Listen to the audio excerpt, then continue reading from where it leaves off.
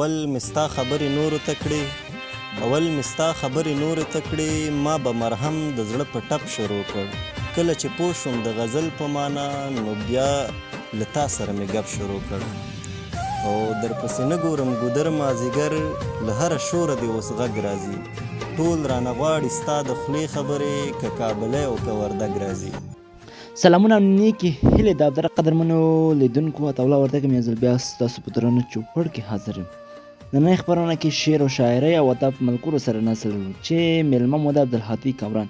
هیله من خپرونه تر پایه پورې وګورئ او د خپرونې څخه خوند واخلئ. کامران صاحب څومره موده کېږي چې شاعري کوئ؟ په لومړي سر کې تاسو ته سلامونه او ستاسو درنو لیدونکو ته سلامونه او ادب وړاندې کوم. د شاعري خو ما 2014 کې شروع کړې ده او د 2014 نه تاسو ته ښه پته چې په لومړیو کې شاعري چې هغه ډېره کمزوري که د هر شی ځکه نوی قدم چې یو ماشوم مخلي هغه بار بار ولیږي تر څو صحیح رفتار زده کوي صحیح تګ زده کوي نو وخت پکې لګېږي. نو یو نیم کال وروسته بیا ما داسې شعر لکه ولیکه ځان نه مې لږ پکې داسې هیله مې پیدا شو چې زه شعر لیکلی شم نو د همغې راهیسې تر اوسه پورې لګیا یم یو نیم شعر لیکم. څه لامل و کامران صاحب چې شاعري ته مو مخه کړله؟ د شاعرۍ دپاره فکر نه کوم چې داسې خاص کوم لامل دی موجود دی چې موږ د همغه لامل په صورت کې موږ شاعري وکولی شو.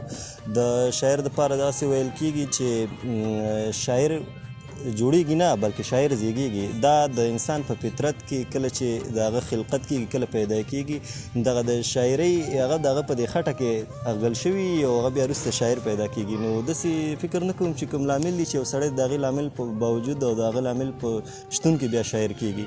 زه فکر کوم چې دغه زما د شعر او د ادب سره ډېره د پخوا نه مینه وله د ډېر ماشومتوب نه او همغه مینې زه دې ته وهڅولم چې خپل هم شعر ولیکم. د کم شاعر شعرونه ډېر لولئ او د کم د شاعر شعرونه ډېر اورئ؟ د شعر او شاعرۍ په ډګر کې زما د خوښې شاعر مصطفی سالک دی. دې تر څنګ ما مخکې د پیر محمد کاروان او دغسې د نورو لویو شاعرانو د کم شعر چې زه به ووایم چې ښه د شاعر باید انتخاب نه شي. زه فکر نه کوم چې د ذوق دپاره څوک یو شاعر انتخاب کړي د همغه شاعر دی تعقیبوي د هغه شعر دی ګوري. نو ښه به دا وي چې ښه شعر که د هر چا وي چې هغه باید ولوستل شي او د هغې نه خوند واخیستل شي. زه چې د چا ښه شعر لیکلی همغه ګورم او خوښوم یې. داسې ټارګېټ یو شاعر نه لرم چې هغه زما هدف وي او د همغه شعر تعقیبوم. او د خوښې شاعر مې مصطفی سالک دی. کامران صاحب ستاسو نه به یو لنډ شعر وورو. شعر به ورته ووایم چې یو وړوکی نظم دی. اول مستا خبرې نورو ته کړې اول مستا خبرې نورو ته کړې ما به مرهم د زړه په ټپ شروع کړ کله چې پوه شوم د غزل په معنا نو بیا له تا سره مې ګپ شروع کړ او درپسې نه ګورم ګودر مازدیګر له هره شوره دې اوس غږ راځي ټول رانه غواړي ستا د خولې خبرې که کابلی او که وردګ راځي او ورپسې ورکې اشیانې لټوم یوې قافیې ته په تلاش یم اوس سیقل کوم زیږ پښتانه لفظونه خبره نه یې لفظ تراش یم اوس او د نن پرون او د سبا خبرې یوه له بلې نه پیوند اخلي زه د ادب عطر پرې ځان ته پاشم او زمونږ ټول کلی ترې خوند اخلي. کامران صاحب کوم ډول شعرونو سره علاقه لرئ چې ولیکئ؟ غزل، ناول، غزل، دوبیتي، نظم؟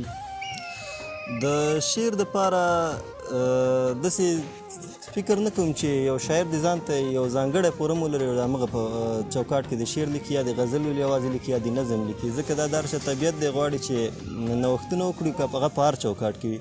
زه په خپله د غزل سره ډېر علاقه لرم نظم هم خوښوم په دغه دوو چوکاټونو کې ډېر شعر لیکم.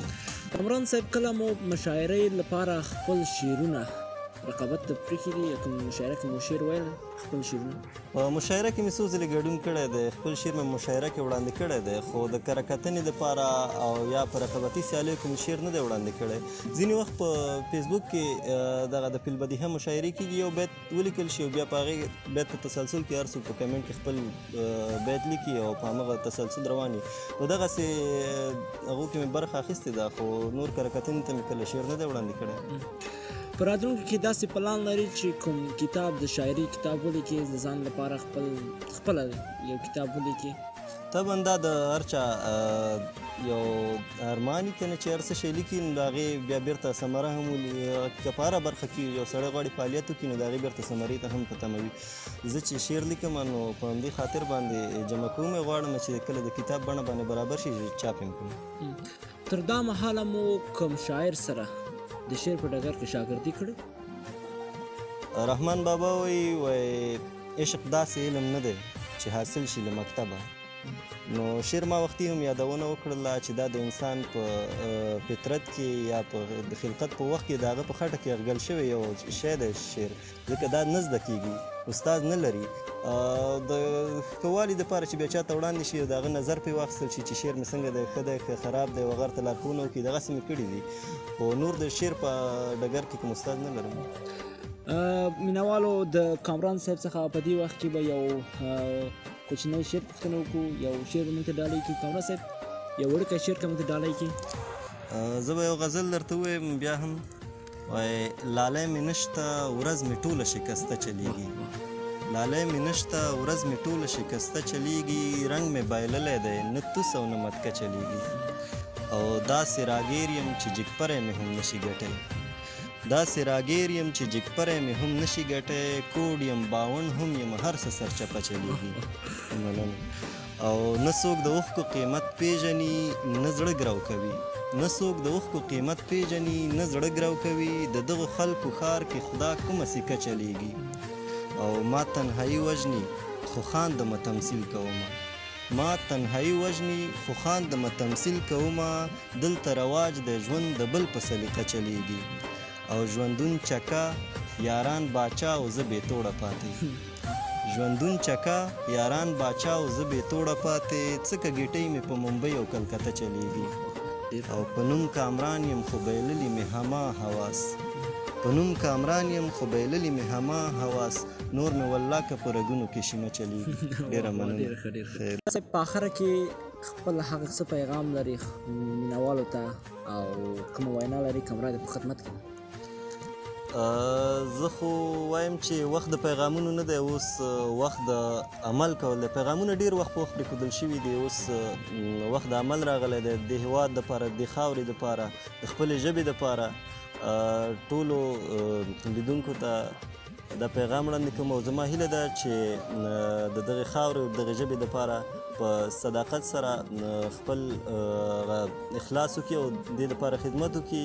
او یوه پوښتنه هم د ټولو مینوالو نه کوم، هغه دا ده چې آیا تر اوسه مو د افغانستان دپاره بغیر د دې نه چې تاسو ته څوک کوم حق زحمه درکړي، د افغانستان دپاره مو څه شی کړي؟ که مو نه وي کړي نو حتما یې وکړي. په وروستۍ کې به د کامران صاحب څخه یو بل غزل هم اورو. کامران صاحب یو ښکلی بل غزل که موږ ته هم ډالۍ کړي مینوالو ته؟ زه به دغه یو غزل ویم چې د دې هر بیت دغه آخري بیت چې دی تکراري راځي.